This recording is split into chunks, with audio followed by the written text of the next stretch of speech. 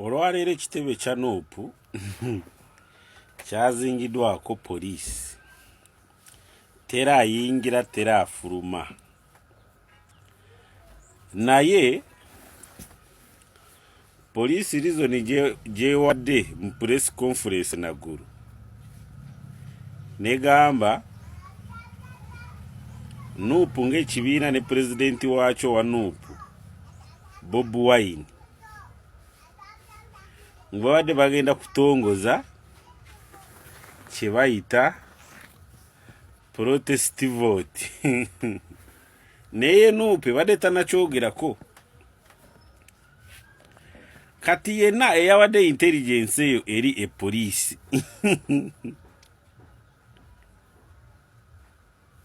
mukozi wa Nuupu. Lwaki? Wadde ne bw'aba ali mu poliisi era kikoledde Nuupu batya. Secretary General David Marius Rubongoya agambye nedda leero tubadde tugenda kukeberera enkalala z'abalonzi baffe.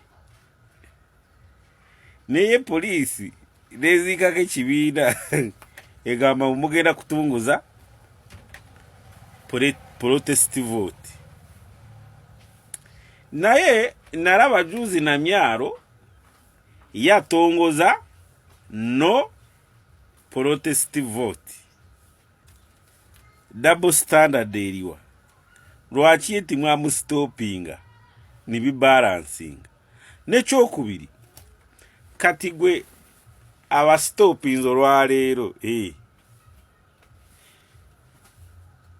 oba onoonedde oba bakoledde, kubanga nabadde tabitegedde ngu waliyo protest vote. Abitegedde ngu leero wadde bagenda olede ogudde mu katego kaabwe batataddemu, kubanga abagenyi bandize ne babagulira busoda. Simanyi bubeerayo oba busoda n'amazzi bibeerayo n'okulya gye kuli, kuba ndabe bya NRM awo ki kyemanyiwo tibagaba sente biri ku mwoyo gwabwe. Kati gaana okirize poliisi yange enungi ya Uganda oyambyeko Nuupu ensi kutegera ngu protest vote kyeki. Olaba gwe bakoledde marketing in a tactical way, bakuzanye reverse psychology. Kyemulina kumanya bannange ab'ebitiibwa bannayuganda betwagala nnyo, kubanga bw'otateekako ako banyiiga. Ono Kyagulanyi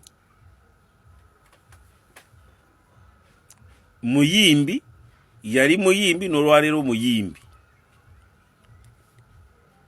Ayina kwekuumira mu bantu batya. Genda oddeyo ku nnyimba ze yayimbanga. Towulidde? Omuntu eyeekuumiranga ku top oba namba 2 kuva January mpaka December, Uganda, Dubai, London, UK mu music, ate na making sure ngu ayina kuleeta ebintu bipya biri fresh mu bantu, mu matu g'abantu. N'agamba n'obwobeera tomuwagira mu lwatu naye otuuka mu kisenge n'oteekayo ennyi n'oziwulirira mu kisenge. Ono mubanda batya.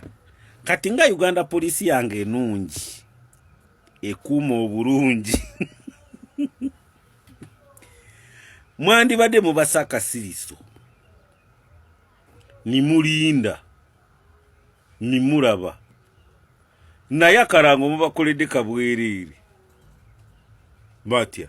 Genda ku Al Jazeera, genda ku CNN, genda KTN gundi Kenya, genda ku Citizen TV,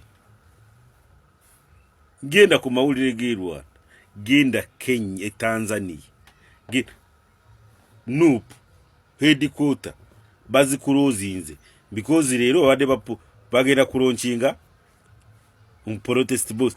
Police says not NUP. Kati bafande bange kati anakoledde NUP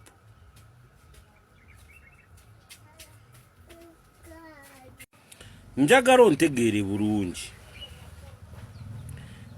Sigamba ngu police bakozi bani NUP naye information enkyame oluusi etali ntuufu ekukozesa ensobi n'osanga ngu ono omukoledde naawe otategedde. Okitegedde? Gaana okkirize Bebe Cool Chameleone mwali b'amaanyi ne bwe mwatandika kusojja Bobi Wine n'abasensera ate n'abayitako. Okitegedde? Ate in a tactical move kati gaana okkirize kumusojja n'obutamwagala n'okusikanga n'emiguwa kubanga nalabye Bebe Cool gamba akasajja kusikagala mu musical niye nalabye ne politics agibeeredde mu bbanga ki. Otegere ekyo? Kati mu butaagala oyo mu butamwagaliza ye mwakutomeza. For example abazanyi b'omupiira tagenda kuteeba n'azanyira mu bokisi bwati omukoreki omukoreko ekisobyo automatically kabakanya. Kati olwaleero automatically police bagikubya akanya kubanga oluusi n'aleese ekisobyo si yateeba ekyo badde okimanyi. Aleese ekisobyo gwe n'omutema mu box si yayimirira mu penalty nga gikube opponent baleeta mulala. Oba okitegedde? Kati wagudde mu kanya